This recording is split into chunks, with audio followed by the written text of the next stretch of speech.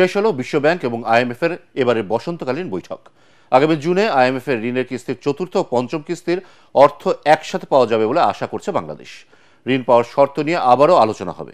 যুক্তরাষ্ট্রের Washington DC থেকে আরো জানাচ্ছেন নিয়াজ জামান সজীব। This is helping the country attain its upper যুক্তরাষ্ট্রের ওয়াশিংটন ডিসিতে 21 এপ্রিল শুরু হওয়া 6 দিন ব্যাপী বিশ্বব্যাংক আইএমএফ এর বসন্তকালীন বৈঠক স্থানীয় সময় 26 এপ্রিল শেষ হয়। মূল বৈঠকের পাশাপাশি আইএমএফ এর কর্মকর্তাদের সাথে বাংলাদেশের প্রতিনিধি দলের আলাদা বৈঠক হয়েছে। আন্তর্জাতিক মুদ্রা তহবিলের ঋণ কর্মসূচির আওতায় বাংলাদেশ এখন পর্যন্ত 3টি কিস্তিতে $231 কোটি পেয়েছে। বাকি 2টি কিস্তিতে আরো $239 কোটি পেতে দ্বিতীয় দফা বৈঠক হয়েছে। এবছরের জুন মাসে এই অর্থ পাওয়ার ব্যাপারে আশাবাদী বাংলাদেশ। দুদফা বৈঠকে বাংলাদেশ ও আইএমএফ এর উচ্চ পর্যায়ের প্রতিনিধিরা উপস্থিত ছিলেন। The World Bank is supporting the government of Bangladesh to address these challenges.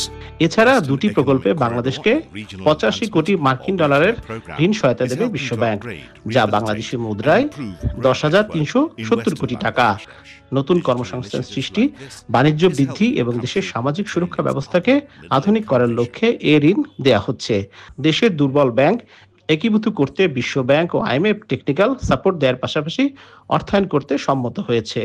বৈঠকে বাংলাদেশের আর্থিক খাতের চলমান সংস্কারকে স্বাগত জানিয়ে উচ্চ মূল্যস্ফীতি সহ অর্থনীতিকে আরো শক্তিশালী করতে বেশ কিছু পরামর্শও দিয়েছে বিশ্বব্যাংক। These trade conflicts have been like a forgotten pot boiling on a stove. যুক্তরাষ্ট্রের রাজধানী ওয়াশিংটনে বিশ্বব্যাংক আইএমএফ এর এবারের বসন্তকালীন বৈঠকে অংশ নেয় অর্থ উপদেষ্টা ডক্টর সালেউদ্দিন আহমেদ, বাংলাদেশ ব্যাংকের গভর্নর আহসান এইস মনসুর সহ 12 সদস্যের প্রতিনিধি দল।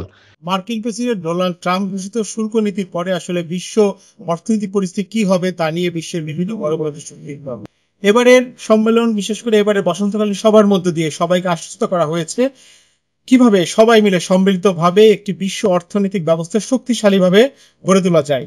সেজন্য বিশ্ব ব্যাংক এবং আইএমএফ উন্নত দেশগুলোর পাশাপাশি উন্নয়নশীল এবং অনুন্নত দেশগুলোর পাশেও থাকবে, সেই প্রতিশ্রুতি দেওয়া হয়েছে এবারের বসন্তকালীন সভায়।